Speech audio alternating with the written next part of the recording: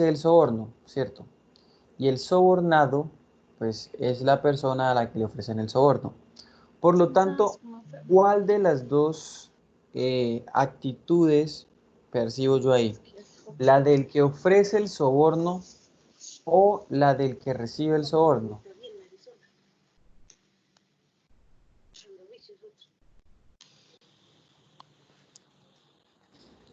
Entonces, ahí está. ¿La del que ofrece el soborno o la del que recibe el soborno?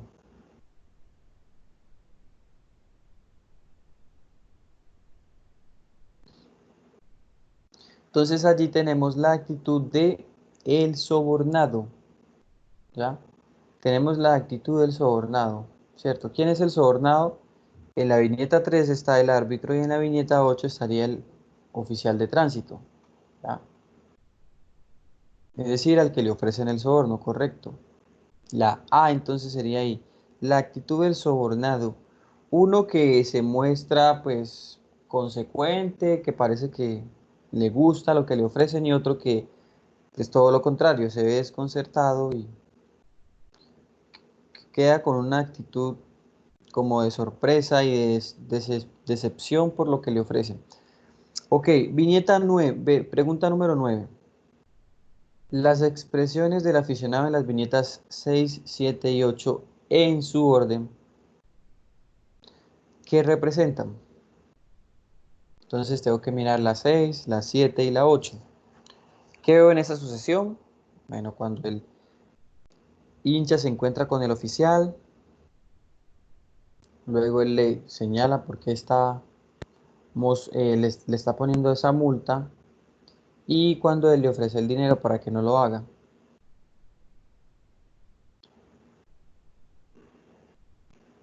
¿Qué, qué expresiones hay ahí representadas en esas tres viñetas?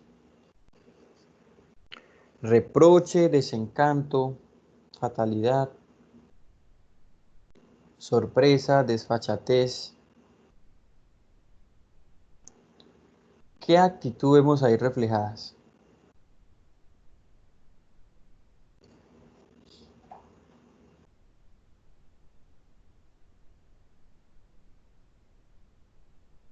La B, dice Ana, la C dice Karen. Bueno, ahí que se percibe primero en la viñeta 6, que hay como un momento en donde él, pues, se sorprende, ¿cierto? Llega y como que pregunta qué pasa, qué sucede. Luego vemos, pues, que le están mostrando qué pasa, efectivamente, porque le están colocando la multa. Y luego vemos que actúa de forma como deshonesta, ¿cierto? Entonces ahí la respuesta es la B, ¿ya? Sorpresa, desfachatez e infidelidad.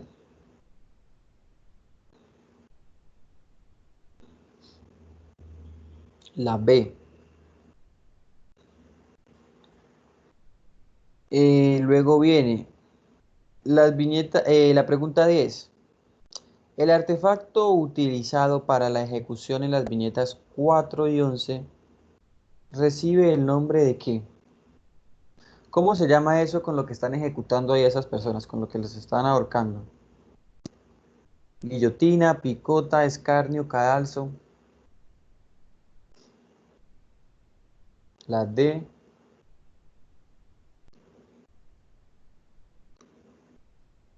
Dice Irma que la D. ¿Qué dicen los demás? La A.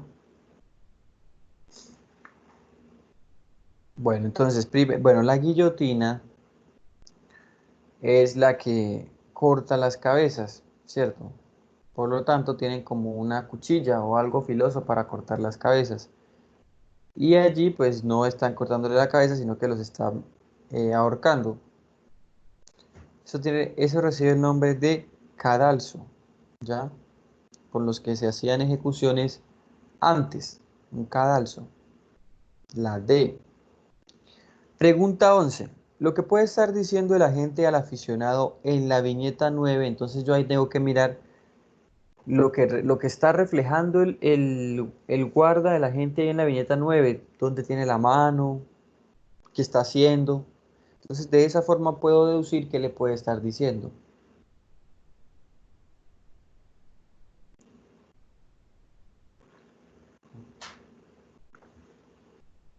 La B.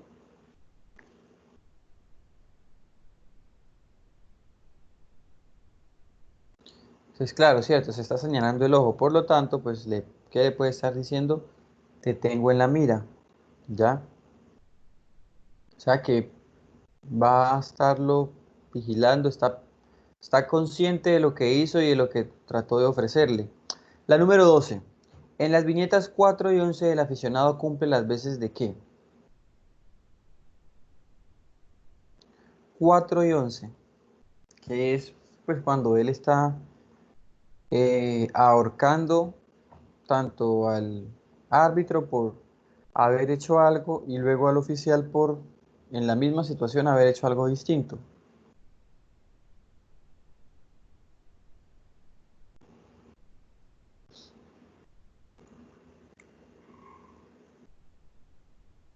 ¿Ahí qué hay? El que está cumpliendo las veces de lacayo, juez, verdugo, inquisidor.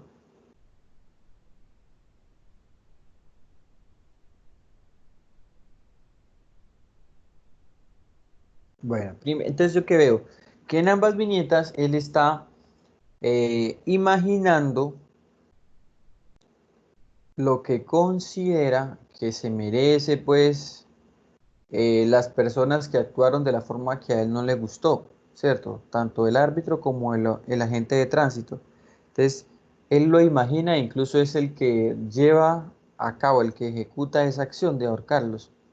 Por lo tanto, él ahí está cumpliendo las veces de qué? De juez, ¿ya?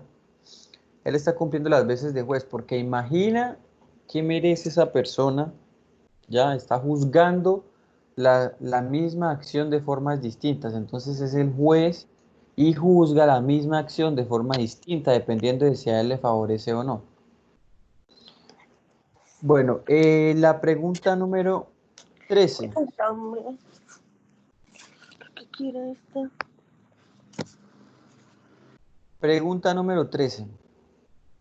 La acción del árbitro en la viñeta 3 lo convierte en un hombre ¿qué?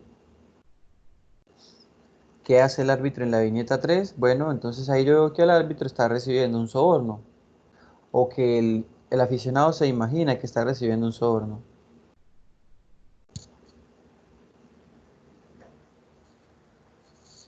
Se dicen que avaro.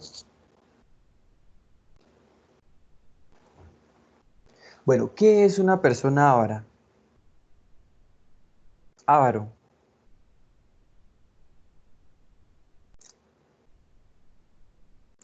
Bueno, avaro tiene que ver. Ana, ¿qué va a decir Ana? Bueno, avaro tiene. Ah, sí. Adelante. Para mí ahora pues es una persona que tiene y quiere tener más y más y más, como la avaricia. Correcto. Una persona que le gusta casi que acumular el dinero, la riqueza. Pregunta. Por la actitud del árbitro, yo puedo ver que él es una persona avara allí, que él quiere acumular riqueza y que tiene riqueza y que simplemente está recibiendo más riqueza para acumularla, para guardarla. Pues no, yo lo único que veo es que aparentemente ha recibido un soborno, ¿cierto? Por lo tanto, como que se dejó comprar. Por eso su actitud allí es venal, una persona venal, o sea, vendible, que tiene un precio, que se deja comprar. Entonces ahí es la A, venal, tiene un precio que se deja comprar. La A. La 14. El oficial se muestra en la historia como un servidor que, de acuerdo a lo que el oficial hizo, ¿qué podemos percibir de su participación en esa historia? De medio pelo, de hacha machete, carta cabal, de armas tomar.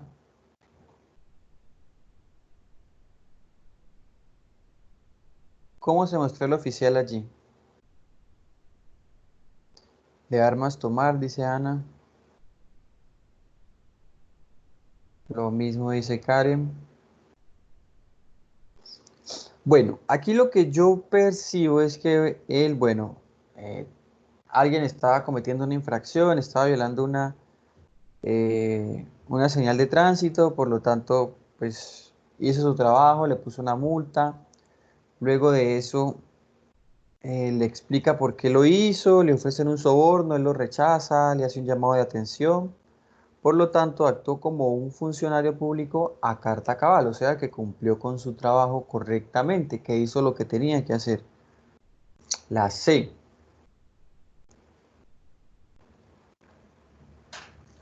Y la número 15. El árbitro y el oficial representan la imagen de la justicia en diferentes ámbitos y en ellos se percibe.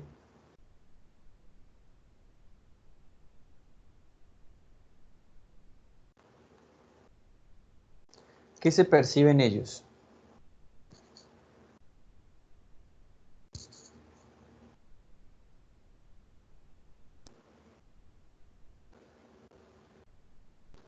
La A.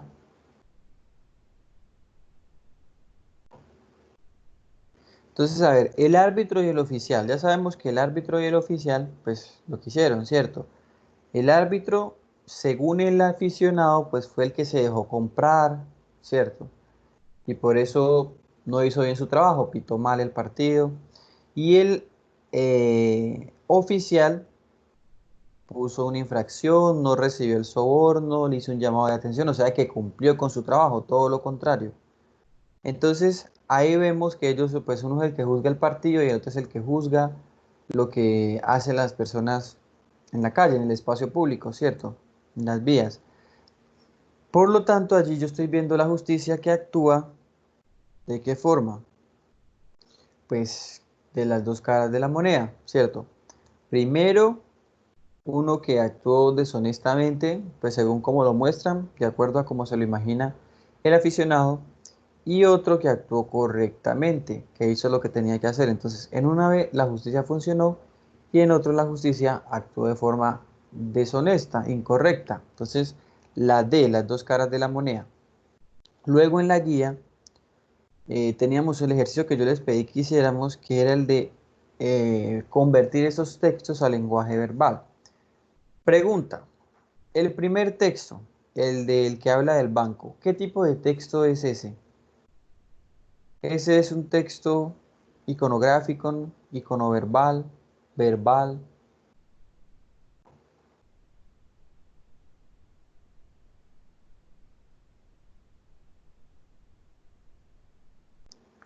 El texto del que habla del banco es un texto iconográfico, iconoverbal o verbal.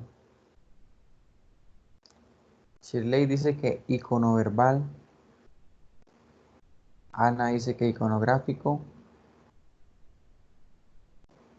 Bueno, entonces, ¿cuándo es iconográfico? Cuando solamente tiene imágenes, ¿cierto? Cuando hay solamente gráficos. ¿Cuándo es iconoverbal? Cuando hay imágenes, icono y palabras, verbal también. Y es verbal pues cuando solo tiene palabras escritas. Entonces como aquí hay de las dos, hay una imagen y hay palabras, es iconoverbal. Eso significa que para yo hacer una lectura correcta de ese texto, ¿qué tengo que hacer? Pues a tratar de entender e interpretar las imágenes y leer lo que me están diciendo y tratar de relacionar las imágenes, la imagen con el lenguaje verbal, con el texto. El segundo texto, ¿qué tipo de lenguaje tiene?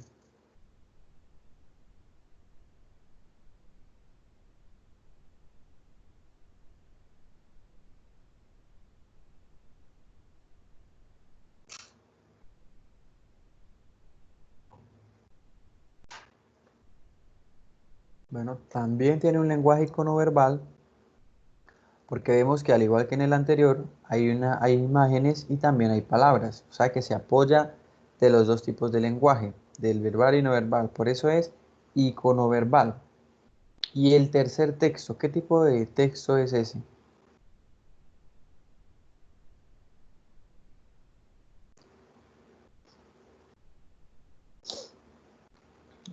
Correcto, es un texto iconográfico. ¿Por qué? Porque solamente tiene imágenes, ¿ya? Entonces sería un texto iconográfico. Bueno, ahora de esos, entonces, los dos primeros están en icono verbal y el tercero está en iconográfico. Entonces yo les pedí que esos tres textos los convirtiéramos a lenguaje verbal, es decir, que expresáramos lo mismo, tratáramos de expresar lo mismo, pero solamente con palabras, ¿ya? Entonces necesito que al menos una persona por cada uno de los textos nos ayude mencionando lo que puso para que luego sobre eso hagamos como una discusión y tratemos de encontrar todos los detalles de cómo tendría que haber quedado con lenguaje verbal ese texto. ¿Ya? Entonces, ¿quién quiere empezar con el número uno? Que nos encienda su micrófono y nos cuente, o si lo tiene escrito de forma digital, lo puede copiar y pegar en el chat, o si no, nos lo puede leer. Enciende el micrófono y nos lo ayuda a leer.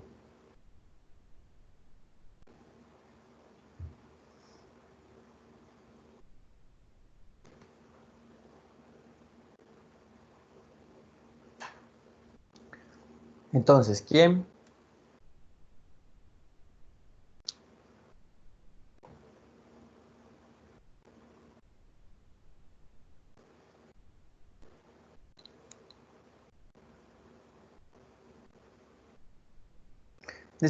Necesitamos que al menos una persona, o sea, por lo menos tres personas para que nos ayuden con cada uno de ellos, ¿ya? Porque pues si solamente damos la respuesta, pues no tiene mucho sentido. La idea es que sobre lo que ustedes hicieron podamos hablar y podamos hablar de cómo se tiene que hacer la lectura de un texto así. Bueno, profe, era más o menos poner similar a lo que estaba ahí, ¿cierto? Sí, sí, Ana. Entonces, yo puse casi parecido, abrí una cuenta en el banco para hacer unos ahorros porque debía mucho dinero. Perdón, porque abrí una cuenta en el banco con 300.000 pesos para hacer unos ahorros porque debía mucho dinero. Pero me cobraron 100.000 por todas las vueltas que tuve a hacer y los gastos. Ahora solo me quedan 200, no sé qué hacer. Más o menos así puse yo. Listo, gracias, Ana. Bueno, cuando encontremos este tipo de textos, ¿cierto? Hemos dicho que tenemos que mirar las imágenes y pues también leerlo, el lenguaje verbal y tratar de relacionar esos dos tipos de lenguaje, ¿ya? Esos dos elementos. Porque si está la imagen es porque el autor considera que esa imagen representa lo que él quiere dar a entender, ¿ya? Entonces, en este caso, bueno, primero vemos que es un señor, eh, pues que tiene como una apariencia de estar en una situación económica difícil, ¿ya? Se ve con la ropa rasgada, sin afeitarse, bueno, llorando. Entonces ahí vemos primero que está representado como la pobreza, ¿ya? O como un extracto socioeconómico bajo o alguien que no tiene muchos recursos. Y luego, si yo veo ese mensaje en contra de los bancos, pues ¿qué puedo deducir yo? Pues que precisamente la razón por la cual ese hombre está así, pues tiene que ver con lo que hacen los bancos, ¿ya? Entonces, claramente en esa imagen hay una crítica hacia los bancos, ¿cierto? ¿Por qué? Porque según la imagen, pues generan pobreza, ¿ya? Hacen que las personas vivan sumidas bajo condiciones económicas desfavorables, ¿ya? Entonces lo que yo veo ahí es que, ¿por qué? Porque pues hay una persona que tiene un dinero, ¿cierto? Abre una cuenta con un dinero, 20.000 pesos, y desde el momento en el que abre la cuenta empiezan a haber una serie de movimientos, ¿cierto? Y de operaciones que al final de todo, pues hacen que antes él le quede debiendo al banco. Entonces él mete 20.000 pesos, pero le cobran una cuota de manejo, le cobran el uso del cajero y le cobran una consulta de saldo, la tarjeta. Por lo tanto, al final antes él quedó debiendo. Entonces es una crítica a la forma en la que actúan los bancos. Entonces el texto que nosotros hubiéramos hecho tendría que haber quedado de esa forma más o menos, ¿ya? Criticando un poco la actitud de los bancos, ¿ya? Lo que hacen los bancos y cómo eso pues antes ayuda a acrecentar los problemas socioeconómicos en la mayoría de las personas. Bueno, ese es más o menos como, así tendría que haber quedado el texto. Entonces, en el texto tiene que haber representado una crítica hacia los bancos, ¿ya? Tiene que estar representada, porque ese es el tema. Entonces, como ese es el tema, en el lenguaje verbal tendría que haber quedado representado eso, una crítica hacia los bancos. Texto número 2. ¿Quién nos ayuda leyendo lo que puso en el texto número 2, por favor?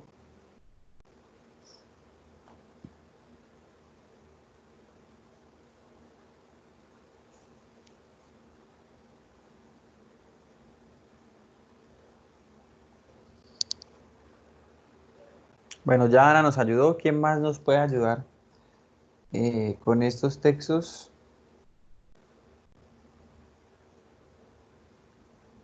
Profe, buenos días, a la Cirle. Bueno, Sirley, buenos días. Yo puse, Colombia es un país, Colombia es el país más corrupto que hay en el mundo. Eso pienso yo. Con toda la plata que se roban los de traje y corbata, los ricos más ricos y los pobres más pobres. Por eso todos los colombianos no somos ricos. Vale, gracias, Sirley. Bueno, entonces, lo mismo que en la anterior, ¿cierto? Entonces, yo tengo que tratar de relacionar la imagen con el texto, ¿ya? Aquí en el texto, en este segundo texto, la imagen también tiene mucho que ver con el contenido de las palabras, ¿cierto? ¿Por qué? Porque miren que en ese texto están hablando de todos los colombianos, ¿cierto? Hay una crítica hacia todos los colombianos y esa crítica está representada por una mujer que se ve como una colombiana cualquiera, es decir, por una persona común y corriente. Es decir, que miren que no es que me estén hablando de los políticos ni de los que roban con traje y corbata, me están hablando en general de todos los colombianos, ¿cierto? Precisamente la señora, ¿cierto? La apariencia de la señora me está representando eso, ¿ya? Estoy hablando de cualquier colombiano, ¿cierto? De un colombiano a pie, de la gente, cualquier persona. Entonces, luego me dicen, con todo lo que aquí se roba, yo no entiendo por qué no estamos ya ricos todos los colombianos, ¿cierto? Entonces, aparentemente, entonces ella dice que, pues, quien roba se hace rico, ¿cierto? Y luego dice que no entiende por qué no estamos ricos todos. ¿Eso qué quiere decir? Pues que está hablando como de que todos robamos, ¿ya? Entonces, en esta imagen, en ese segundo texto, hay como una crítica hacia la corrupción y hay una crítica hacia la corrupción pues en su ámbito más cotidiano, ¿ya? En las acciones del día a día de la mayoría de los colombianos, en donde cada persona trata de sacar provecho a la situación, así se puede saltar el pasaje, así se puede saltar alguna fila, cosas como esas. Entonces, es más bien una crítica hacia eso, ¿ya? Hacia la forma en la que actúan todos los colombianos en general. Por eso ella dice, con todo lo que aquí se roba, ¿cierto? Yo no entiendo por qué ya no estamos ricos todos los colombianos. O sea, con todo lo que aquí pasa, en donde casi que todo mundo trata de sacar provecho de la situación, pues no entiende por qué no estamos bien todos, aparentemente, ¿ya? Entonces, esa es como la temática y la crítica que hace ese texto número 2, ¿ya? Es una crítica a la corrupción y la lleva casi que al ámbito más cotidiano, ¿ya? A lo que tiene que ver con la mayoría de los colombianos y no al ámbito como de los administradores del Estado, no, es más bien hacia el ámbito del día a día de la mayoría de los colombianos. Y en el tercer texto, el que tiene lenguaje iconográfico. Entonces, ¿quién nos ayuda haciendo una lectura de ese texto? Hola, profe. ¿Sí? ¿Sí? ¿Le escucho? ¿Irma? Vale. Esa imagen la comparo con el gobierno que roba y deja el desorden de la economía del país. Deja el pueblo que paga a punta de impuestos. Casi no se escuchó. De pronto nos puedes ayudar a leerlo otra vez a ver si entendemos. A ver, yo escucho otra vez. ¿Ok? Que nos puedes ayudar a leer leyéndolo otra vez, es que no entendí casi. No se escuchaba. Ya. Esa imagen la comparo con el gobierno que roba y deja el desorden de la economía del país. Es el pueblo que paga a punta de impuestos. Ok, pero esa es estás hablando de la 2, ¿cierto? La 3. ¿La 3? Listo. Ok, vale, listo, gracias, Irma. Bueno, entonces miren, que aquí hay que hacer una lectura netamente de las imágenes, ¿no? Porque aquí no tenemos texto, por lo tanto aquí tenemos que hacer solamente una interpretación de las imágenes, no más. Bueno, ¿qué percibo yo? Bueno, ahí hay como una viñeta, ¿cierto? Hay una viñeta y esa viñeta está separada por una calle, ¿cierto? En la clase anterior incluso vimos que cuando nos presentan esto se suele hacer eso. Entonces, hay una viñeta y en esa viñeta se representa un momento, ¿cierto? De una historia y esa calle lo que hace es como partirme ese momento en dos instantes, ¿ya? Casi que si la viñeta de por sí ya es como la representación mínima de un momento en una historia, pues aquí ya sería casi que una división de ese momento o esa expresión mínima. Entonces ahí vemos que hay una viñeta, está dividida por una calle y en la parte de arriba me muestran casi que como un antes y en la parte de abajo un después, ¿ya? ¿Qué percibo yo con lo que hay en la parte de arriba? Entonces hay una persona que le está encargando como un trabajo a otra y es la de que ordene lo que se ve allí, ¿ya? A ver, Sirley, antes de que lo resolvamos, claro, Sirley, sí. ¿Nos puedes decir lo que pusiste? Yo puse, en la noche de ayer hubo una fiesta en mi casa y quedó este desorden. Por eso me tocó llamar a una persona, una empleada, para que me organice la casa y quedé muy satisfecha con lo que ella hizo.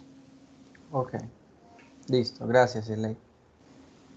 Bueno, entonces miren, ahora, ¿qué vemos ahí? Entonces en la parte de arriba, aquí cuando tenemos estas imágenes, entonces tenemos que tratar de analizar poco que nos muestren o lo mucho que nos muestren. En este caso me están mostrando muchos elementos que me indican lo que quiere hacer el texto, ¿ya? Al igual que en los otros textos, aquí también hay una crítica. En el primero hay una crítica a los bancos en nuestro país, al papel de los bancos en nuestro país. En la segunda, a la corrupción llevada casi que a la cotidianidad. Y aquí en esta tercera también hay una crítica. Entonces miren, en la primera parte, en la parte de arriba de la calle, yo veo que hay una señora que a pesar de que está pues asignando unas tareas y a pesar de que está en medio del desorden, ¿cierto? Porque yo veo efectivamente que hay demasiado desorden, pues la señora, miren su actitud. A pesar de eso, entonces comparen la actitud de la señora en la parte de arriba y en la parte de abajo primero. Entonces miren, cómo en la parte de arriba ella, a pesar de que está en el desorden, se ve calmada, tranquila, normal, está normal, ¿cierto? Mientras que en la parte de abajo, cuando aparentemente ya le organizaron todo, pues se ve como con una actitud desconcertadora, o sea, como que no sabe si le gustó, si no le gustó, está pensando, está viendo, sorprendida, ¿ya? Entonces allí, primero estamos viendo eso, ¿cierto? Que aparentemente en medio del desorden, pues estaba normal, tranquila, y aquí ya queda como desconcertada. Segundo, el segundo elemento importante en esta imagen es el cuadro, ¿cierto? En la parte de arriba, pues nosotros vemos que en el cuadro hay una representación como abstracta. Entonces, yo lo que veo son distintas figuras con distintas formas, ¿ya? Distintas acciones. Eso es lo que veo en el cuadro, ¿cierto? Hay distintas figuras, distintas formas, distintas acciones, distintos gráficos, ¿ya? Mientras que en la de abajo pues ya veo que todo está como organizado, cuadriculado, normalito, ordenado, súper ordenado. E incluso ahí tenemos una exageración, ¿cierto? ¿Qué me quiere representar ese cuadro? Arriba, aparentemente desordenado, pero en realidad es una representación de un arte abstracta. Y abajo, supuestamente con el orden, con la organización del espacio, hasta el cuadro se ordenó. O sea, es una exageración. Estoy exagerando porque incluso hasta el cuadro lo muestro de forma ordenada. Entonces ahí ya más o menos podemos ver a qué es que se le está haciendo una crítica. Y los otros elementos que están en la sala, pues podemos ver cómo en la parte de arriba, en medio de todo ese desorden, se ven distintas figuras y formas. La lámpara, las sillas, ¿ya? Las botellas, el disco. A pesar de que hay todo ese desorden, se ven formas distintas, ¿ya? Formas distintas. Mientras que en la imagen de abajo yo veo todo casi que cuadriculado. La silla, la mesa, todo se ve demasiado cuadriculado, ¿cierto? Hay un orden y en ese orden se ha tratado como de darle una forma cuadrada a casi que cada una de las cosas que hay, ¿ya?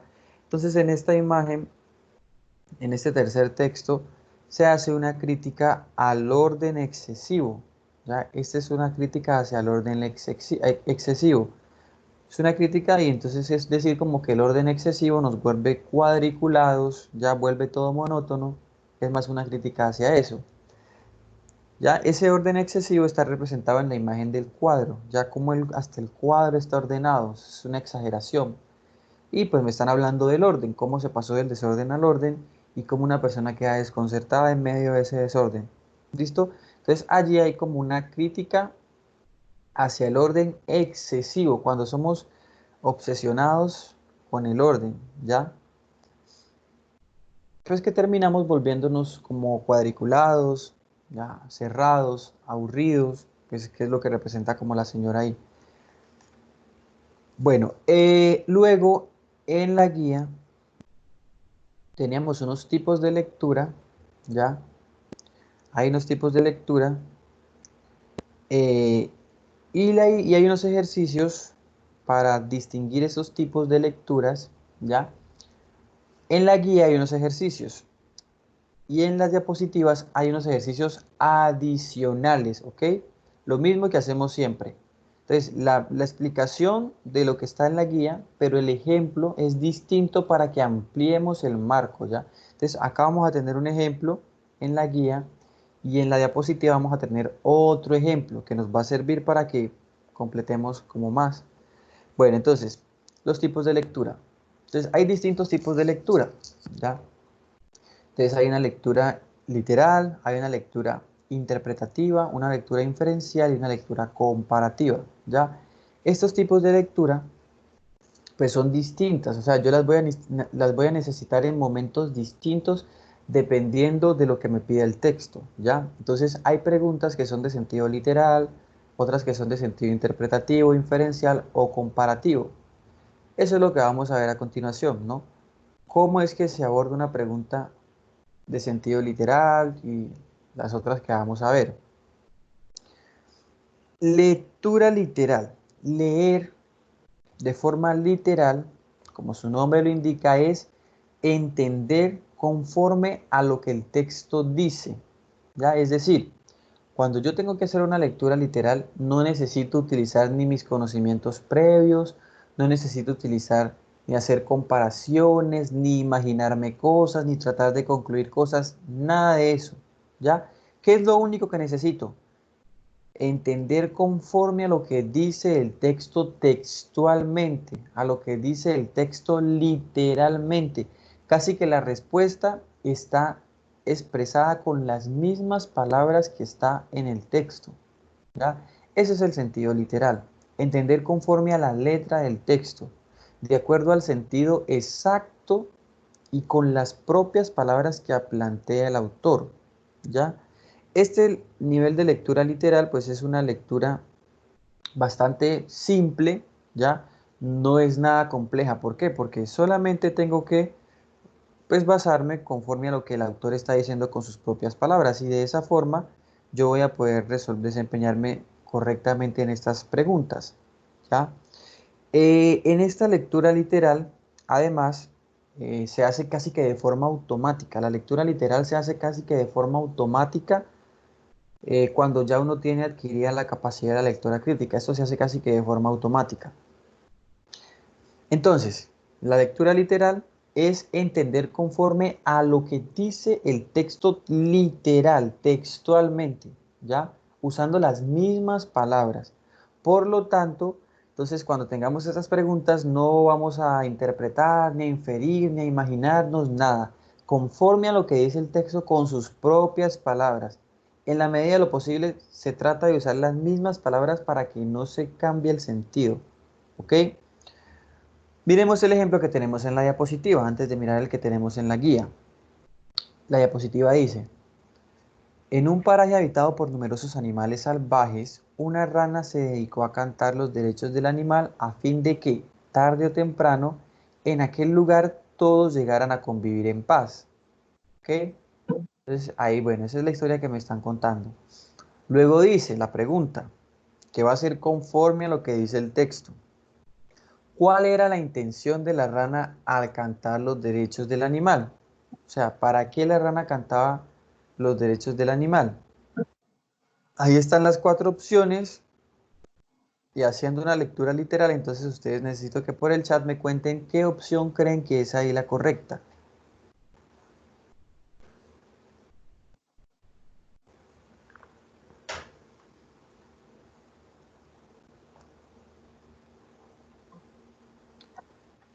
¿Cuál era la intención de la rana al cantar los derechos del animal? Llegar a convivir en paz entre todos los animales, reconocer la supremacía de los animales grandes sobre los pequeños, enfatizar, eh, enfatizar que ante la paz no hay animal grande ni pequeño, o sentenciar que la paz no discrimina. A ver, ¿qué opción podríamos poner ahí? Si es una pregunta de sentido literal, o sea que tengo que mirar lo que textualmente dice el enunciado, ¿ya?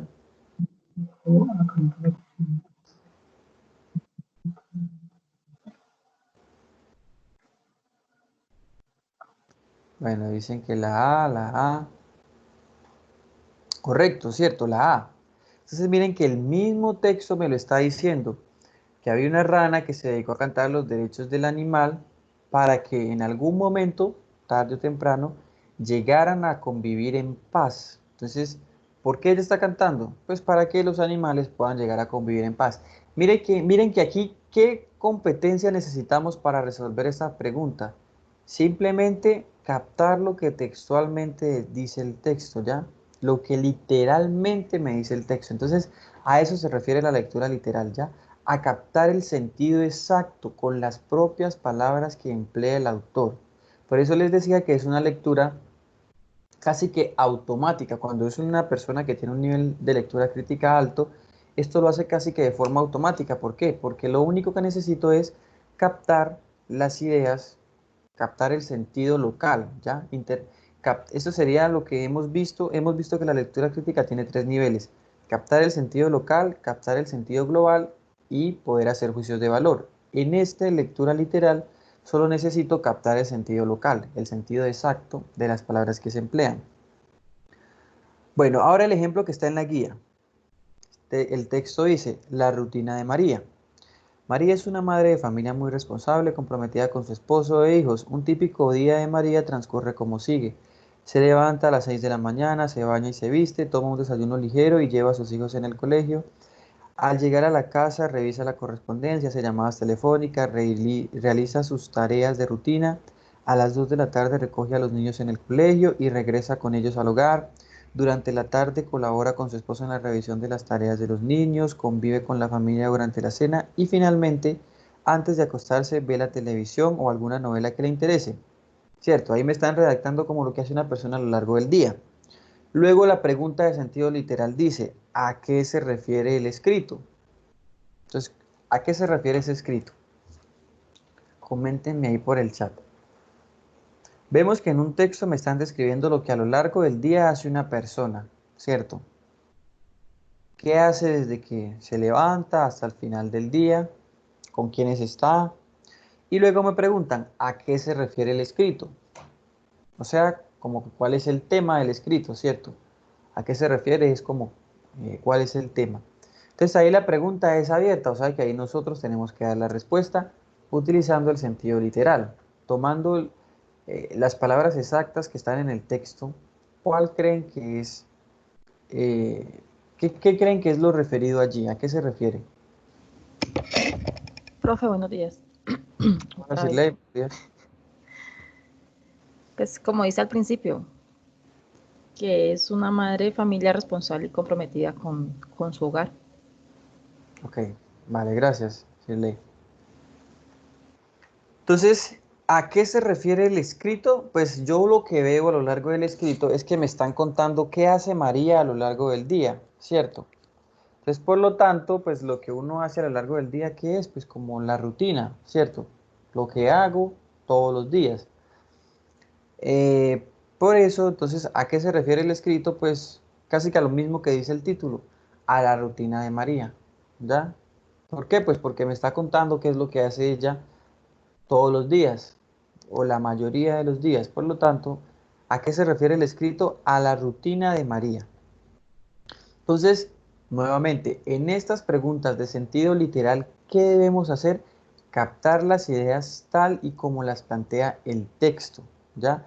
No hay que hacer inferencias, interpretaciones, no. Por eso les digo que es una lectura cero compleja. ¿Por qué? Porque simplemente es captar el sentido local de las ideas, o sea, captar las ideas tal cual como están expresadas en el texto. ¿Listo? Lo pudimos ver que, miren que con las mismas palabras estaba allá y con las mismas palabras estaba acá la respuesta. ¿Ok? Ahora,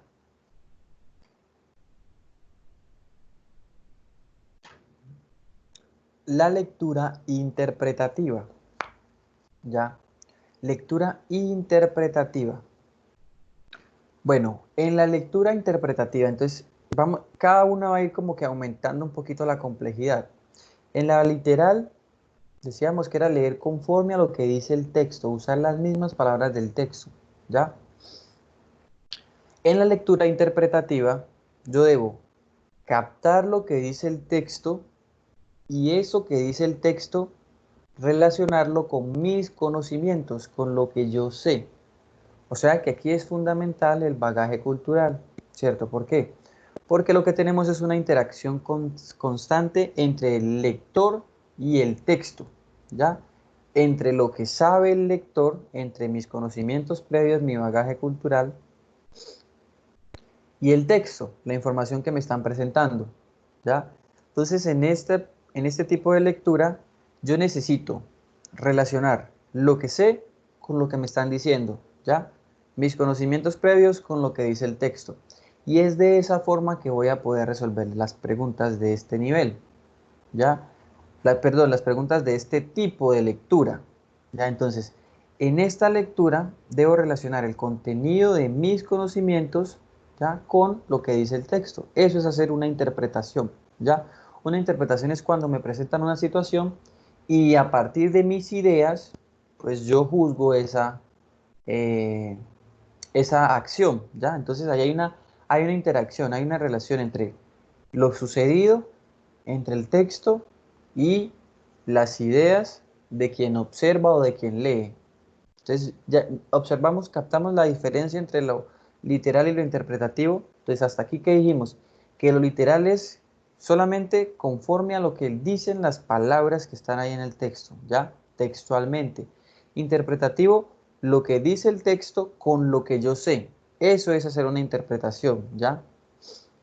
Relacionar lo sucedido con lo que yo sé. Entonces, por eso es interpretar, es como darle una propia observación a algo, es una interpretación. Vale, entonces, para interpretar, la guía además nos dice que para interpretar adecuadamente una información, o sea, esa lectura, entonces yo tengo que ordenar la información, es importante ordenarla porque si la entiendo de forma desordenada, pues no voy a hacer una interpretación correcta. analizarla y tratar de sintetizarla, o sea, tratar de tener una idea general. Si me muestran un texto, yo trato de tener una idea general, ya sé de qué habla, ya tengo la versión del texto y la relaciono con lo que yo sé. Entonces ahí puedo hacer una interpretación más acertada.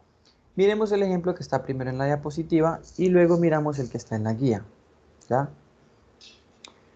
En el ejemplo de la diapositiva, dice: un joven ecologista denunció a la policía local de la ciudad ante el teléfono verde de la Agencia de Medio Ambiente al enterarse por la prensa que los agentes mataron una culebra de escalera, especie protegida, que extrajeron del tapacubos de la rueda de un coche. El funcionario explicó el viernes que no era cierto que hubieran matado a la culebra, sino que el reptil se murió en el camino debido al calor. Entonces, observemos la situación y tratemos de también establecer qué conocimientos previos tenemos frente a una situación como estas, ¿ya? Entonces hay un ecologista que observa que una culebra de escalera murió por lo que los funcionarios hicieron. ¿Qué hicieron los funcionarios? Pues la sacaron de una rueda de un coche y la iban a llevar pues a un lugar seguro aparentemente, pero en ese trayecto dicen ellos que murió pues por el calor, ya el animal murió. Y la culebra de escalera pues es una especie protegida, por eso un ecologista denunció a la policía porque este animal murió. Ya, teniendo en cuenta esa situación y lo que nosotros sabemos de que es una especie protegida, ya, porque incluso en nuestro país hay leyes que protegen a los animales, ¿cierto? Entonces, ahora, los agentes de la policía local, A, tuvieron que matar una culebra de escalera, B, sacaron una culebra de la escalera, C, mataron una culebra de escalera o no deben ser acusados. ¿Qué marcaríamos allí? Ahí tenemos que hacer una interpretación. ¿Qué opción tomarían de esas cuatro que les están dando ahí?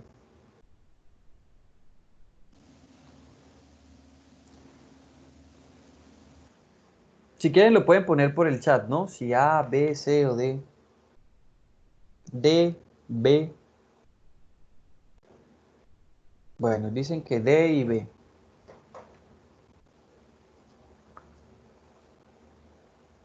Bueno, entonces miren, ¿cuál es la situación planteada? ¿Ya? Entonces, lo que yo veo, ocurre algo, ¿cierto? Hay una culebra de escalera en la rueda de un coche, ¿cierto? La culebra de escalera es una especie protegida, así que se debe proteger. Los agentes la sacan del coche, del carro, ¿cierto? Para aparentemente llevarla a un lugar seguro, pues porque ahí no era un lugar seguro, la sacan, pero dicen que cuando la llevan hacia el lugar seguro la especie murió. Finalmente la culebra que tenía que ser protegida murió. Por eso el ecologista llama a hacer la denuncia. En ese caso, ¿qué está pasando? Bueno, eh, sacaron una culebra a la escalera. Miren que ahí incluso la respuesta está mal planteada, la B está mal planteada, ¿no? Dice, sacaron una culebra a la escalera. No, eso no pasó en la historia. Entonces, la B no puede ser, sacaron una culebra a la escalera. No, no deben ser acusados, pero si hicieron que una especie protegida muriera, ¿ya? Entonces, pues no digo que sean culpables, pero sí hay una acusación porque pues pasó algo que no tenía que pasar. Quizá no eran sus intenciones, ¿cierto? Incluso si la llevaban a un lugar seguro, su intención era protegerla, pero al ser una especie protegida, pues el trato que se le debe dar debe ser distinto. Entonces tenían que haber buscado a alguien que supiera cómo tratar al animal, que incluso supiera que no puede estar en una temperatura así alta porque podría morir. Entonces, por omisión, ¿cierto? O más bien por desconocimiento, se le dio el trato que no se le debía dar al animal y por lo tanto murió.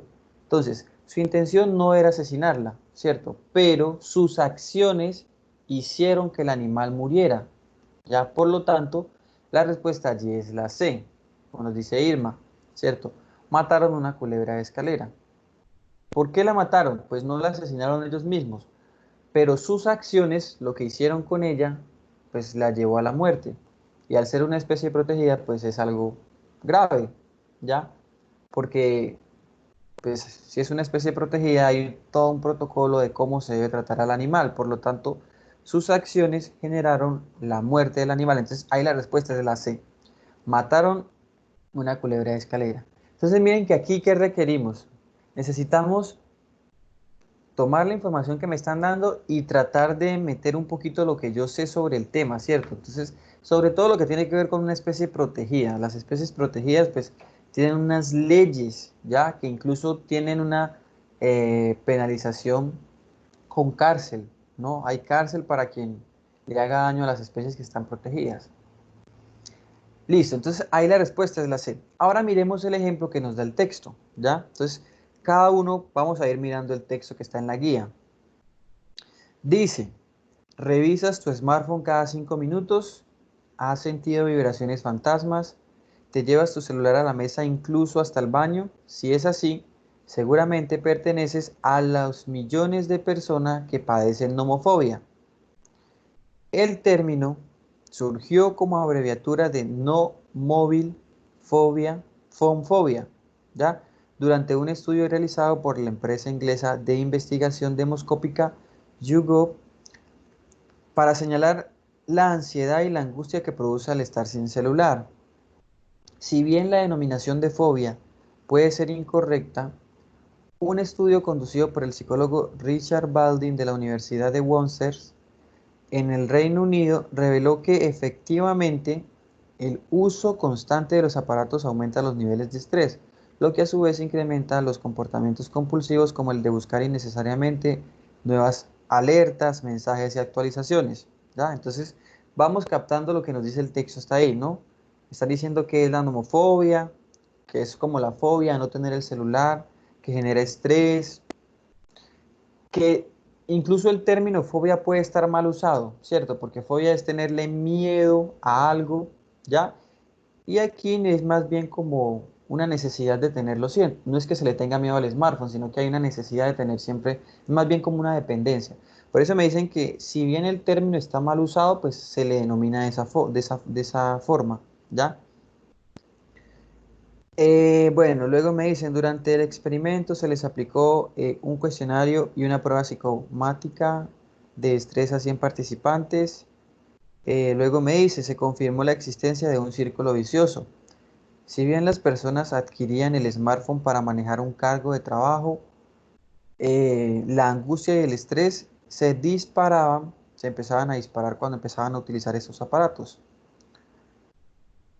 Luego me dice, la inhabilidad de apagar el celular, de tenerlo siempre a la mano, ya como que no les gusta apagarlo, siempre tienen que tenerlo a la mano, siempre tienen que estar pendientes de que no se les acabe la batería, ¿ya?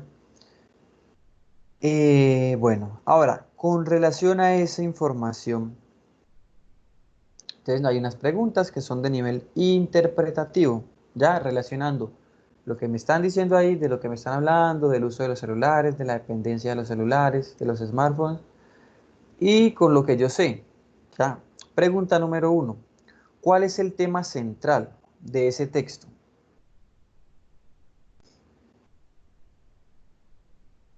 ¿Qué opción marcarían de esas 4 que están ahí? ¿Cuál es el tema central? O sea, ¿de qué es que habla esto? La B. Ustedes dicen que la B. La nomofobia o estrés asociado al uso del celular. Correcto, ¿cierto? Ese es el tema. Están hablando de todo lo que genera el utilizar tanto el celular. Entonces la nomofobia. Correcto, la B. Segunda, determine la idea principal de ese texto. ¿Qué es lo más importante que menciona ese texto? La idea principal responde a la pregunta, ¿qué es lo más importante sobre el tema? Entonces ya sé cuál es el tema, la nomofobia. Entonces, ¿qué es lo más importante que dice sobre la nomofobia? Sería la idea principal. De esas 4 opciones, ¿cuál podríamos poner ahí? La B, la D.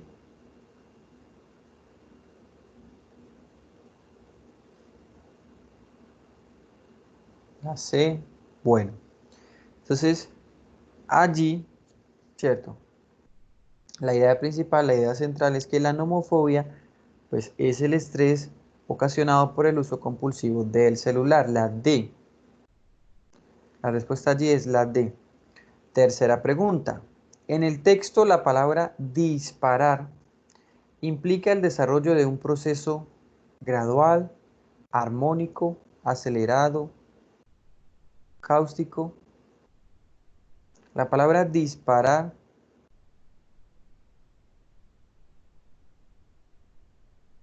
que está al final como del quinto párrafo, cuando dice la angustia y el estrés se disparaban. Se aceleran, ¿cierto? Acelerado, la C, correcto. Y la pregunta número 4. Resulta incompatible con la información textual afirmar que los individuos nomofóbicos, ¿qué?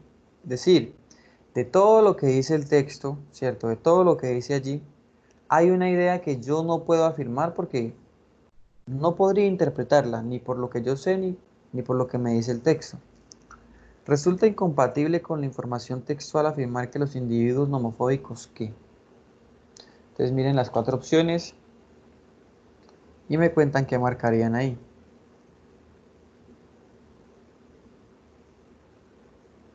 La B. Incrementan sus niveles de estrés debido al uso compulsivo de sus celulares. Bueno, el texto nos dice eso, ¿no?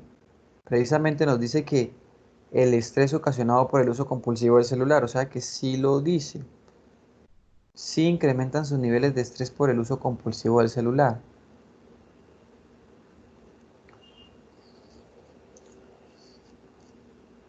La C dice, acusan cierto temor a la posibilidad de descarga y pérdida de la señal. También me lo mencionan, es una de las señales que me indica cuando una persona puede estar padeciendo de nomofobia.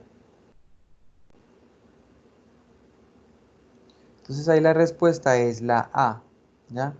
Ahora, afirmar que los individuos nomofóbicos son completamente independientes y desinteresados de la aceptación social, pues no. Yo no puedo decir que ellos como que sean aislados de todo porque no hay información como para afirmar eso, ¿ya? Aumentan sus niveles de estrés, pero no se empiezan a aislar socialmente, ya ni son desinteresados por la aceptación social, no, eso no me lo dicen allí. La A.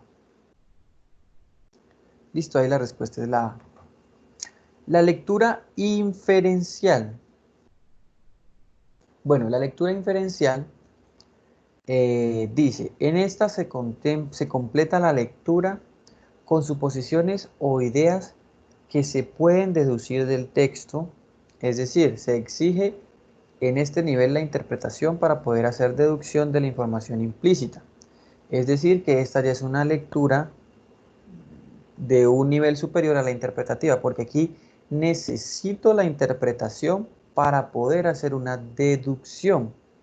Eso es hacer una inferencia es hacer deducción, o sea, tratar de sacar conclusiones válidas a partir de la información dada, como cuando vimos la parte de los silogismos, ¿ya?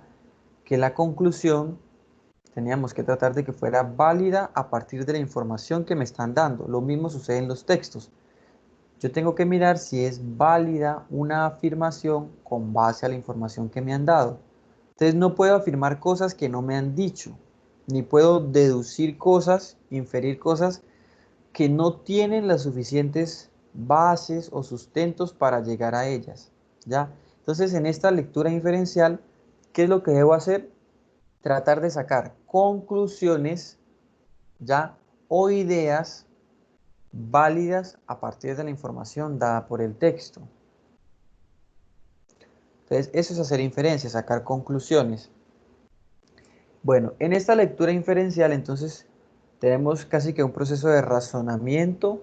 Ya en ese proceso de razonamiento yo empiezo a sacar como a partir de las acciones y a partir de las actividades de lo que me están presentando unas consecuencias, ¿ya?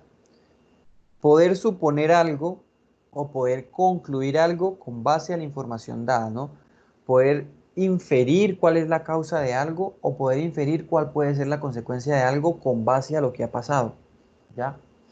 Bueno, en el ejemplo que tenemos aquí en la diapositiva, entonces tenemos un texto que tiene un lenguaje, eh, el texto, ¿no? Solamente el texto. Bueno, tiene un lenguaje eh, icono verbal, pues porque así sea una sola palabra, bueno, ahí hay una palabra, dice sala y está el número 5, sala 5.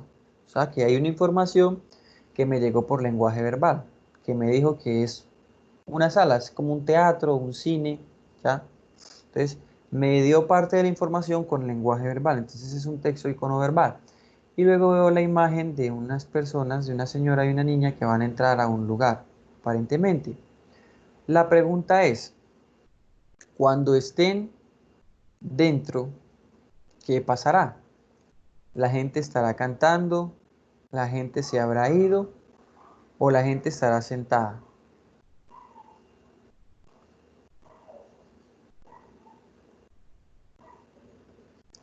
¿Cuál de esas tres opciones creen que pase ahí?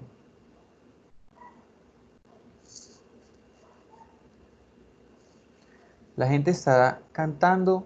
¿Se habrá ido o estará sentada? Sentada, dice Irma.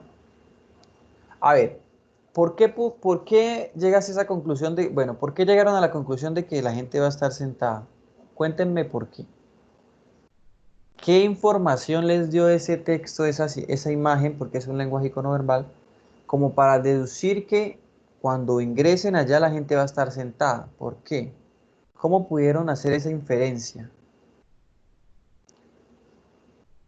¿Cuáles fueron como los puntos o las pistas que les dieron para llegar a esa conclusión?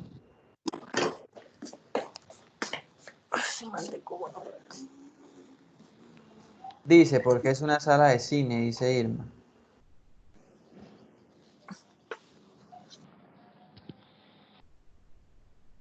Bueno, ¿por qué deduces que la gente se había ido?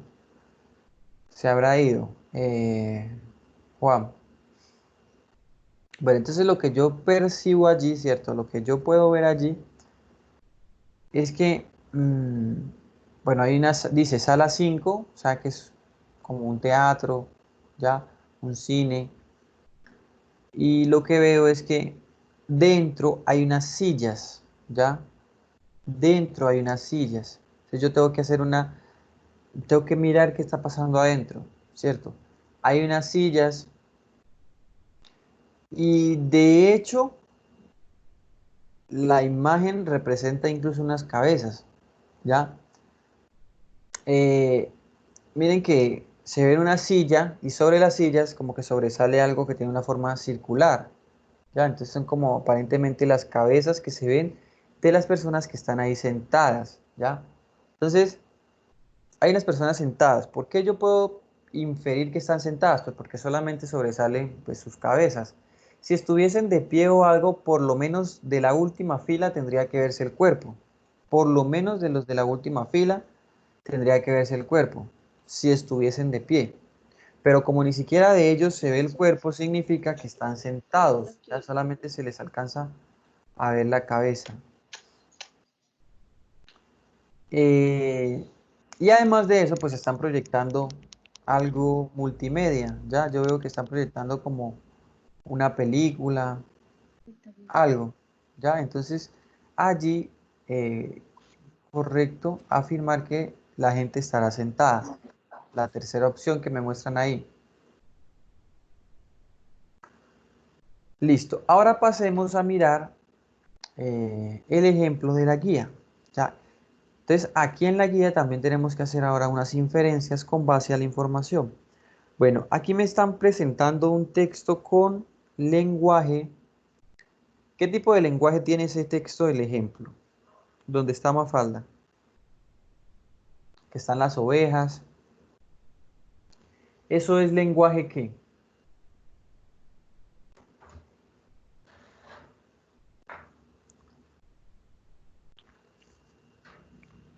Correcto, es un lenguaje iconoverbal. Porque hay unas imágenes, y así sean pocas, pero hay unas palabras, ¿ya? Esas palabras me están también dando información. Bueno, entonces yo voy a mirar esa secuencia, esas imágenes. Vamos a analizar qué está pasando allí, ¿no? Hay una persona que está contando ovejas. Llega un momento en el cual como que la despierta. Finalmente después logra quedarse dormida. Entonces, ¿qué problema tiene Mafalda? Pregunta número 1.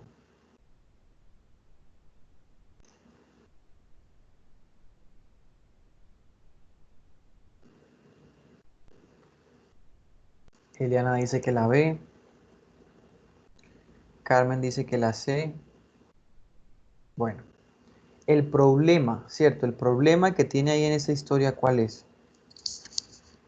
Entonces el problema es que ella no puede dormir, ¿cierto? Porque incluso primero está contando ovejas, luego se duerme, vuelve y se despierta.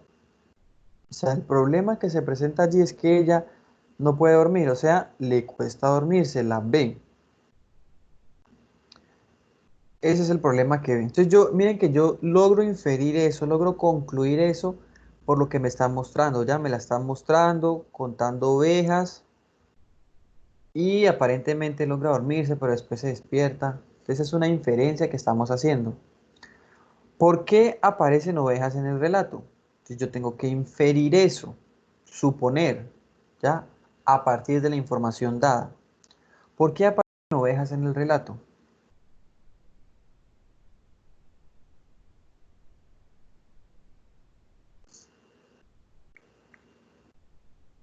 La C.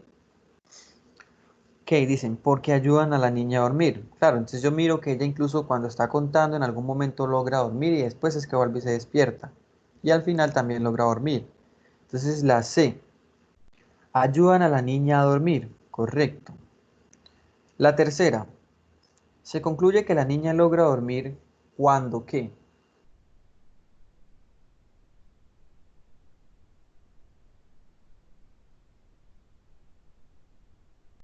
La A.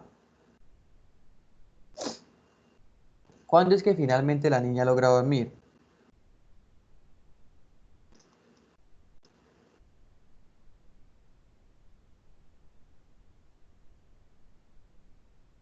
Bueno, entonces miren que ella está contando ovejas, en algún momento se duerme, pero luego una de esas ovejas la despierta, sigue contando y al final se duerme también. Entonces, ¿qué puedo concluir yo de eso? Que en realidad pues ella logra dormir es cuando cuenta ovejas, ¿cierto? Porque miren que cuando la niña logra dormir, en algún momento durmió, en la viñeta 3 me muestran que durmió y que luego la oveja la despierta, o sea que les servía contar esa oveja para dormir, pero luego la despiertan y al final logra dormirse de nuevo. Entonces, ¿cuándo la niña logra dormir? Cuando cuenta ovejas, cuando hace eso. Número 4. En el tercer cuadro, ¿cuál es el problema que se presenta? Que es el cuadro cuando la oveja eh, se queda allí quieta. ¿Qué pasa en ese tercer cuadro?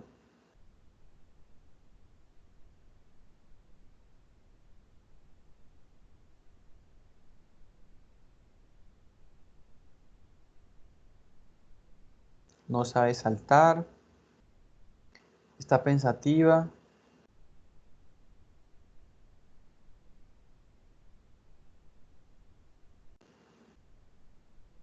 Bueno, entonces, ¿qué podemos inferir de allí? Entonces yo miro, ¿cierto? Que la niña está contando ovejas, ellas van pasando, ¿cierto? Y eso le sirve para dormirse. Cuando se duerme, la oveja se detiene, ¿cierto? E incluso la despierta. ¿Qué pasó allí en la viñeta 3 cuando la oveja se detiene?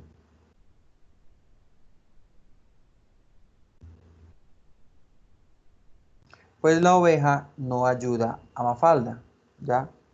Entonces yo puedo inferir eso, que se detuvo y no pasó para que ella se terminara de quedar dormida, ya no le ayudó a dormir. Entonces allí el problema que se presenta es que la oveja no ayuda a Mafalda. La B, bueno, ahí dice a su Mafalda, pero es a Mafalda, la B. Y el último tipo de lectura, que es la lectura comparativa. Bueno, en esta lectura comparativa es de un nivel superior, no, esa estaba la literal, la interpretativa, la inferencial y la comparativa, ¿ya? En la lectura comparativa necesitamos tener un conocimiento total de todo lo que dice el texto y de todo en general y de cada una de las cosas que dice el texto. ¿Por qué? Porque aquí tengo que relacionar toda la información del texto con entre ellas mismas o con otras fuentes que se relacionan, ¿ya? Es decir, ese texto, poder compararlo con otro, ¿ya? Hacer comparaciones entre textos o de ese texto comparar partes o cosas que me están diciendo dentro del mismo, ¿ya? Entonces es una comparación, puede ser interna de partes del texto o puede ser con otras fuentes que se relacionan con él.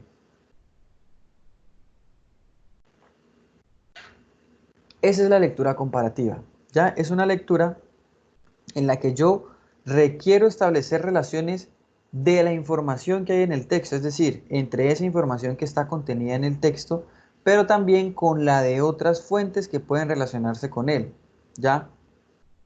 Entonces, aquí hay como una asociación entre las partes del texto, cómo se asocian, diferencian, se, son similares, o de una parte de un texto con otra parte de otro texto, o de ese texto completo con otro texto.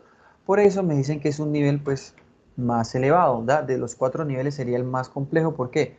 Porque aquí debo ya estar en capacidad de hacer comparaciones entre elementos, ¿vale?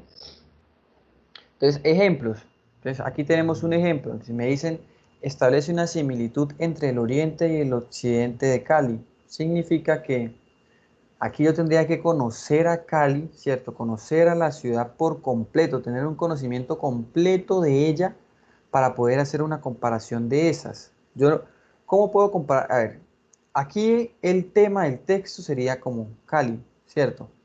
Y occidente y oriente serían como partes de ese texto. Entonces, ¿cómo podría yo comparar esas dos partes de ese texto?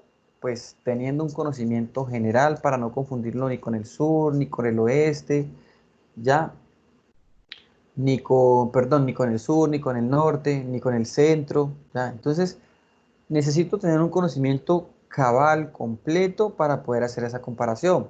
O si me dicen establece una diferencia entre el norte y el sur, lo mismo, ¿cierto?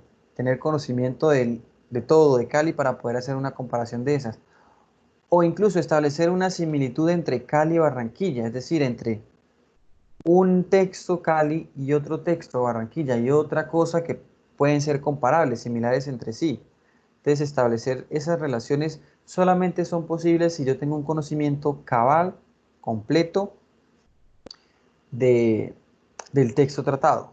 Ahora, veamos el ejemplo que está en la guía, ¿ya?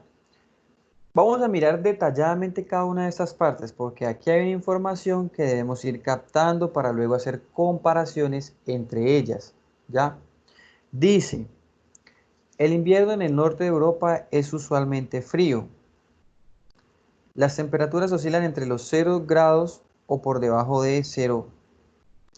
Cuando la temperatura es tan baja, los árboles pierden todas sus hojas, los ríos se congelan, los pájaros vuelan al sur. Este invierno, sin embargo, está siendo muy diferente.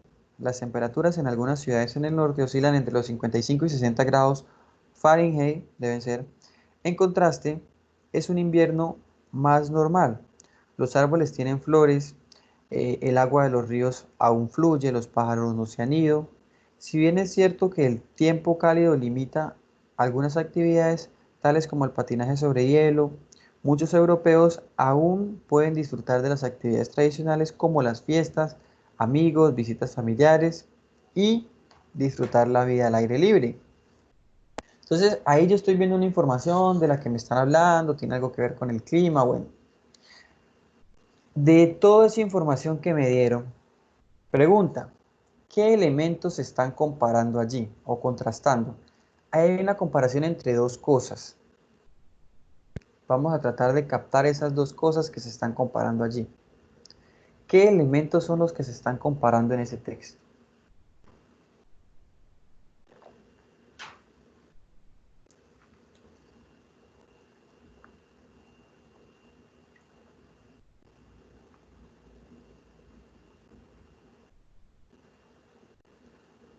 ¿Cuáles son las dos cosas que están siendo comparadas ahí?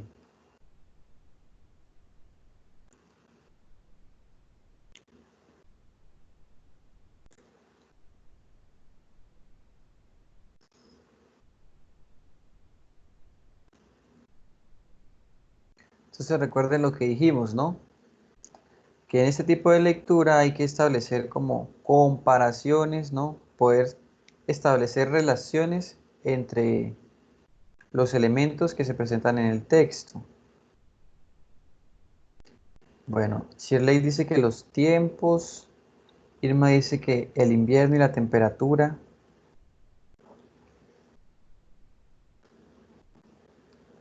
Esteban dice que los climas. Miren, entonces el texto comienza diciendo, Juan Pablo dice que el invierno en el norte de Europa y en el sur.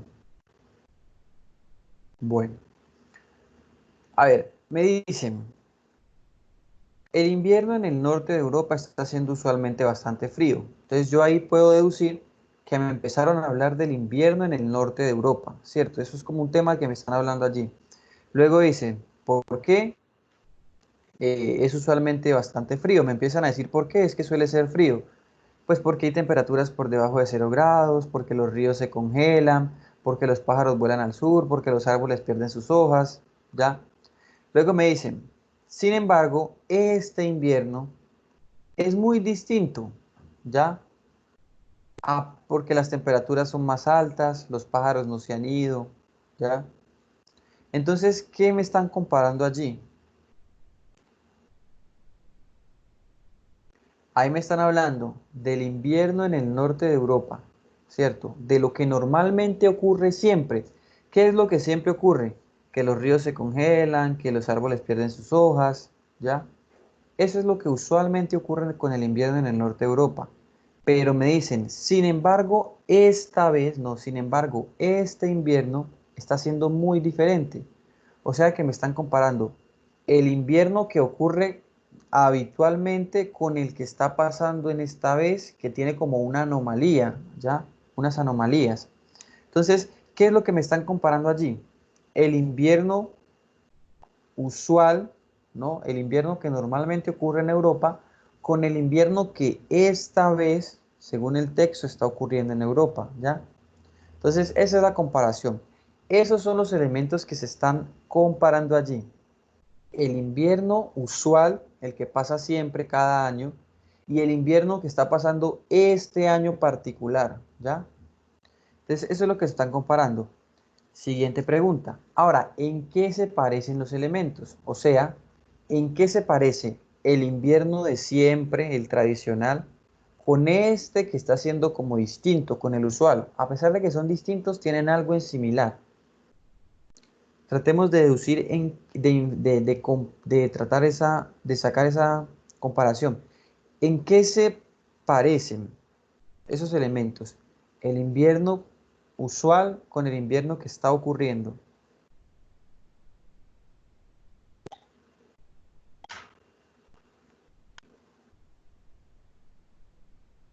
Entonces yo miro los elementos.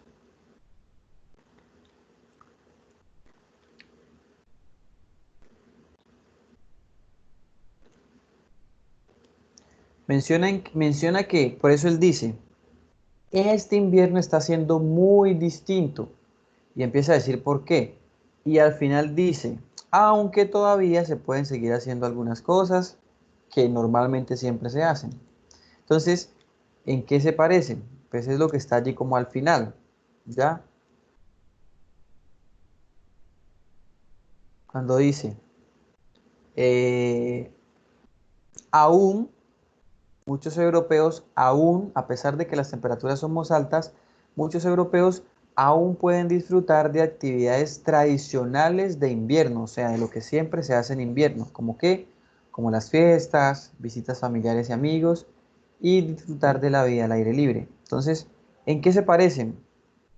En que todavía se pueden hacer actividades tradicionales, en que se pueden visitar familiares y en que todavía se puede disfrutar de la vida al aire libre. En eso se parecen. Ahora, ¿en qué no se parecen? O sea, ¿en qué son distintos el invierno habitual con el invierno de ahora?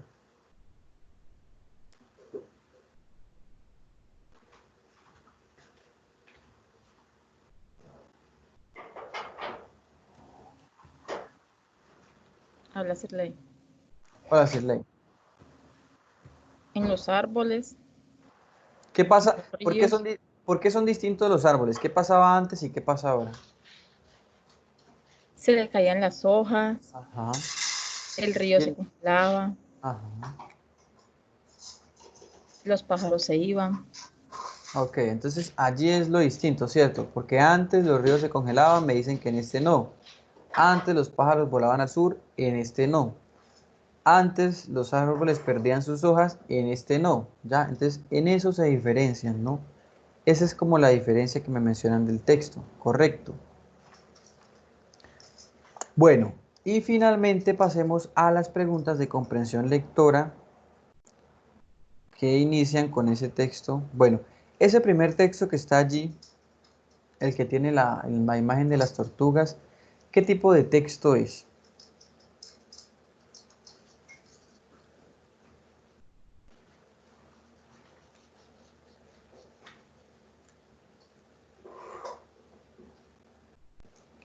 ¿Qué tipo de texto es ese? Icono verbal, correcto. Entonces, ¿eso qué significa? Que para yo poder responder esas preguntas tenía que mirar las imágenes y también, pues, leer lo que estaba allí, ¿cierto? Las palabras, tomar también las palabras. Entonces es fundamental las imágenes, ¿ya? En este texto es fundamental las imágenes. Miren que las imágenes incluso tienen distintas formas, son resaltadas de formas distintas y se relacionan mucho con la información del texto, ¿ya? Pregunta número 1. El cambio de conducta que pretende la campaña en sus lectores supone valores que se relacionan con ¿qué? A, B, C o D.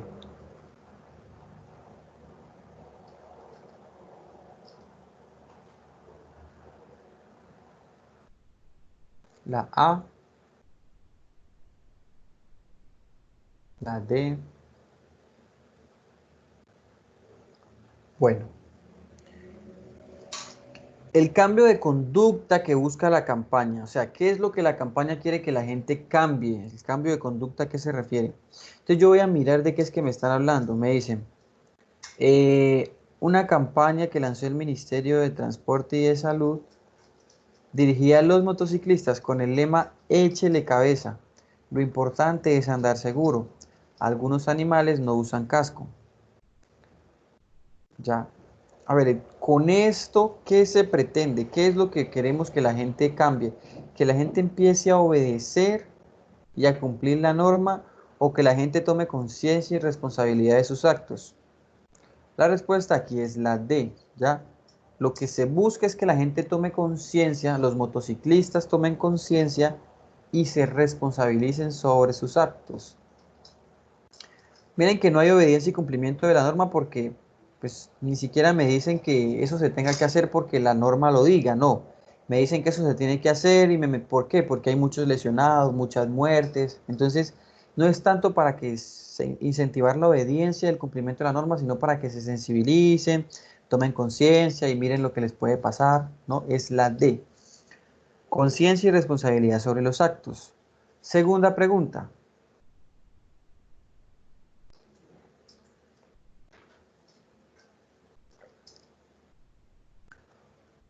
Por sus características formales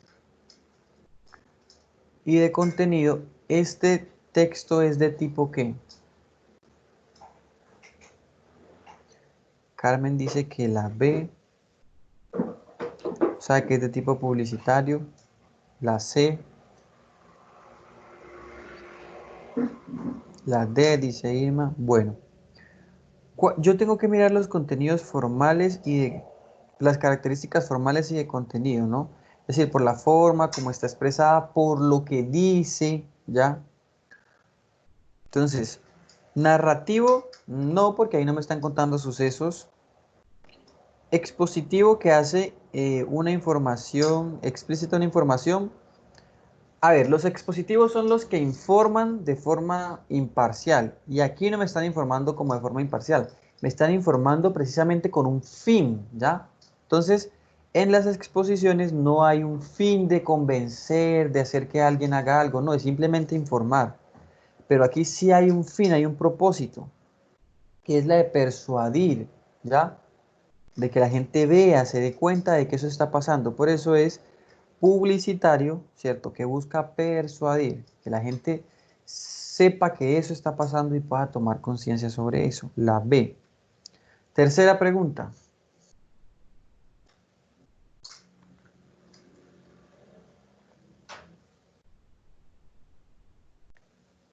La D, dice Irma.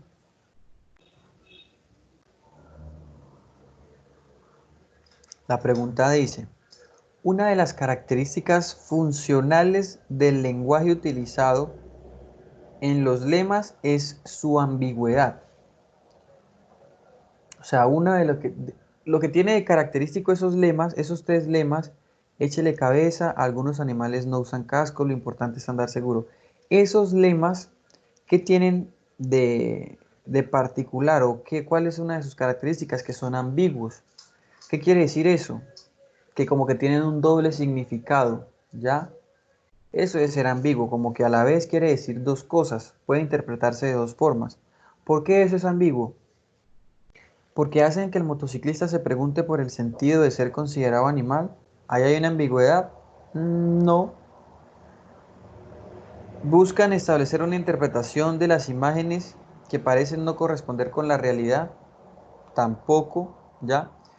¿Qué es qué es algo ambiguo? Algo ambiguo es cuando hay como un doble significado, ¿no? Como cuando se puede interpretar dos cosas a la vez. Entonces aquí la respuesta es la A. ¿Por qué? Porque predican un sentido literal, un sentido que es el asociado a las imágenes, pero también pueden generar otro pensando en el destinatario, pensando en los motociclistas. Es decir, que los lemas parecen que fueran para las tortugas, sentido literal, pero también pueden ser para los motociclistas, sentido figurado. Cuando me dicen échele cabeza, me están hablando de la tortuga o del motociclista. Algunos animales no usan cascos, me están hablando de las tortugas o los motociclistas. Lo importante es andar seguro, las tortugas o los motociclistas. Entonces allí está la ambigüedad, ¿no? Hay un sentido literal asociado a las tortugas y otro figurado al destinatario, a los motociclistas. Entonces la A. Pregunta número 4.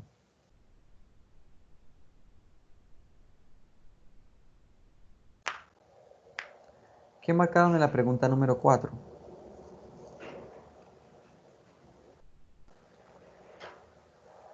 La A, dice Shirley. La C, dice Ana.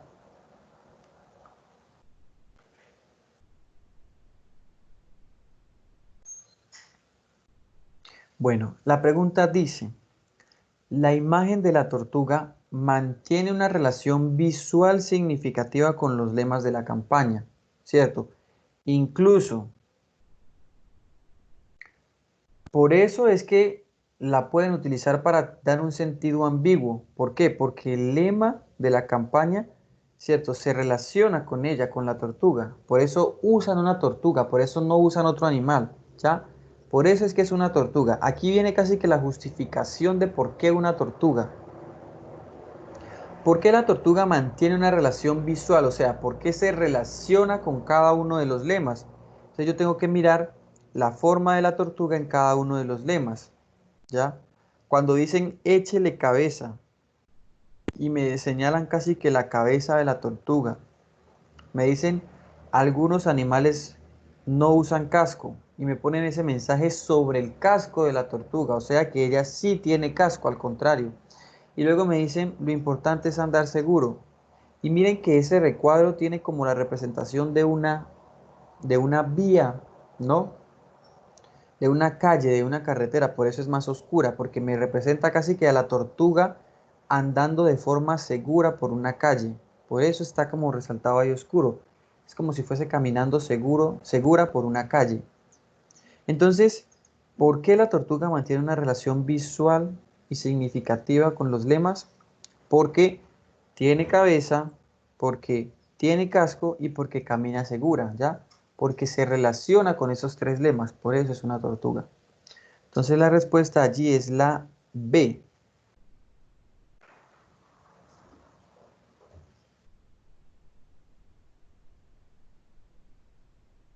Listo. Pregunta número 5. ¿Cuál marcaron en la número 5? La A.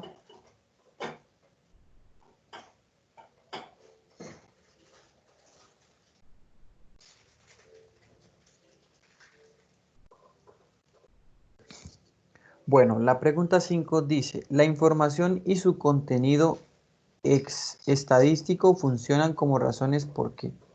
Entonces, aquí me están preguntando como por qué se usa la estadística, ¿no? Porque hay una relación ahí entre lo estadístico con lo que me están diciendo. Bueno, la estadística me muestran hechos o acontecimientos sobre acciones de tránsito. No. La estadística me informa del sentido de la... ¿Para qué se usa la estadística? La estadística lo que me presenta son cifras, datos, ¿cierto? Para eso se usa la estadística, para mostrar cifras. Entonces aquí me dan una información, me dicen que hay unas personas que han muerto, que hay unos accidentes, que ha sido más en los que no han usado casco o lo llevaban mal puesto.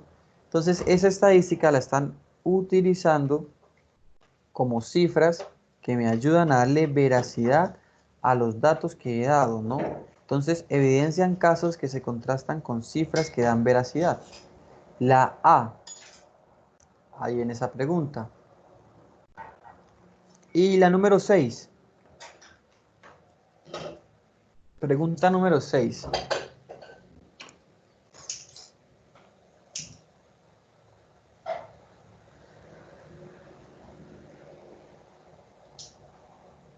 Dice, del lema algunos animales no usan casco,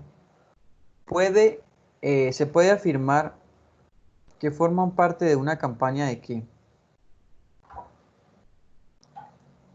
Se dicen que de desprestigio.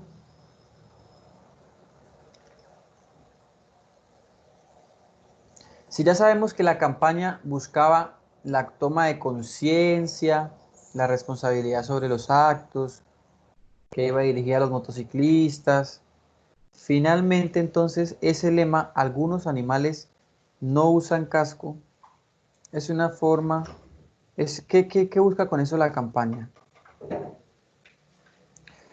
Es una campaña de desprestigio cuya estrategia es ridiculizar a quienes no usan casco. Más que de desprestigio quería que ellos tomaran conciencia sobre sus actos, ya estaba criticando una situación por el hecho de que la gente no usara casco. Es una campaña preventiva cuya estrategia es sancionar a partir del humor, ¿ya? ¿Por qué? ¿Qué hay ahí como de humor? Pues porque dicen algunos animales no usan casco y hace como una alusión a los motociclistas, ¿cierto? Entonces hay como una situación ahí de humor, porque pues hace pensar como en la tortuga, pero en realidad se está refiriendo es como a los motociclistas, ¿cierto? Entonces ahí es la A. Preventiva cuya estrategia es sancionar la conducta de no usar casco a partir del humor. Siguiente texto. ¿Qué tipo de lenguaje tiene ese texto que habla de los grupos de odio en Estados Unidos? ¿Qué tipo de lenguaje hay ahí? Verbal, iconoverbal, iconográfico. ¿Qué tipo de lenguaje tiene ese texto? Iconoverbal, correcto. Significa que yo tengo que mirar lo que dicen las palabras, pero también hacer una lectura de las imágenes, mirar detenidamente las imágenes. ¿Ya? Pregunta número 7. Según la información de la infografía, los grupos de odio deben ser entendidos como ¿qué? ¿Qué marcaron ahí? A, B, C o D. De acuerdo a lo que me dicen, ¿no? Los grupos de odio. Me dicen que, bueno, que a raíz de unas marchas racistas es que se pudo percibir eso y me dicen, me hablan de cifras, cuántos grupos de odio hay, cómo han aumentado algunos. Se dicen que la B y la A. Los grupos de odio son marchas racistas en contra de algunos ciudadanos para todos los ciudadanos norteamericanos o grupos extremistas que luchan contra la discriminación por las preocupantes cifras. Los grupos de odio son grupos extremistas que luchan contra la discriminación. No, al contrario, ellos son los que discriminan, ¿cierto?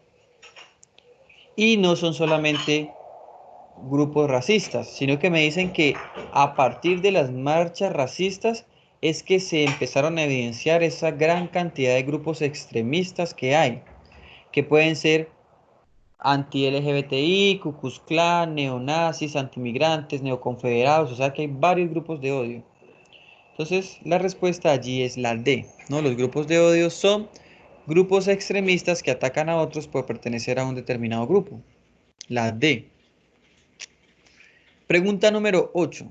De acuerdo con las cifras de la infografía, los estados que tienen más grupos de odio, ¿cuáles son? Entonces yo tengo que irme a las gráficas y mirar en cuáles hay más grupos de odio. Ahí me están mencionando 6 grupos de odio y luego me muestran cuál es la ubicación de cada uno de esos grupos de odio.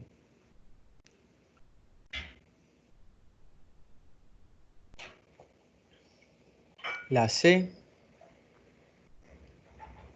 Texas, Florida y California, correcto. Entonces la mayoría, los estados que tienen más grupos de odio son Texas, Florida y California. En ellos tienen presencia 5 de los 6, ¿cierto? Y en California 4 de esos 6 grupos, o sea, la C. Texas, Florida y California.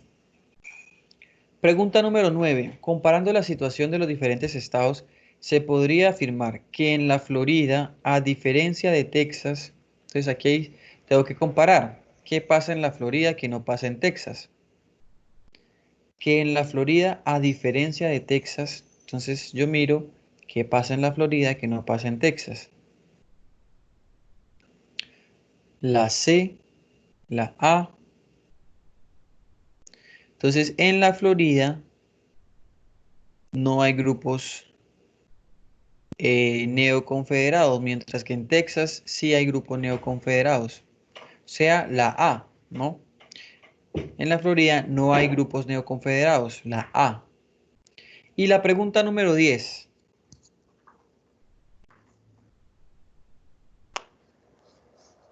Dice, los datos que se expusieron permiten concluir que los grupos de odio en los Estados Unidos, ¿qué pasa con ellos?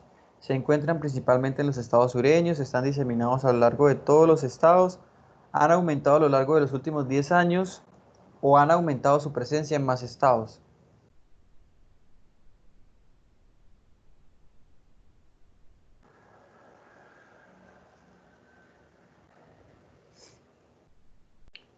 La C, han aumentado en los últimos 10 años.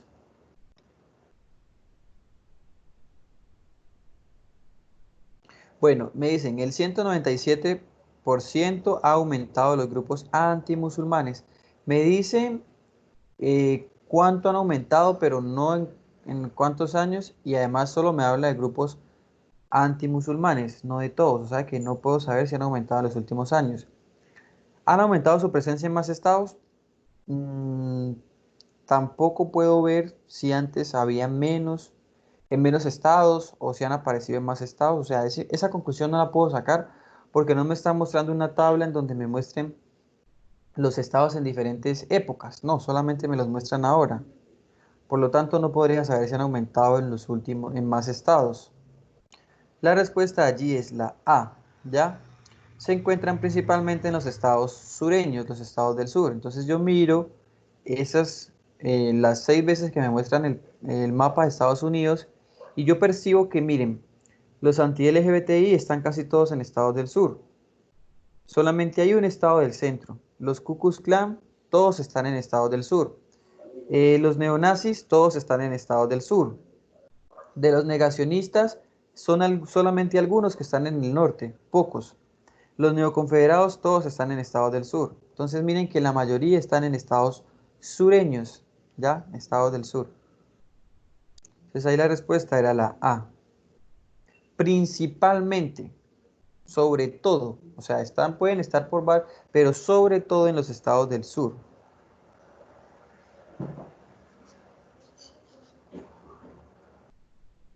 Bueno, entonces con eso ya, pues, hemos terminado la clase.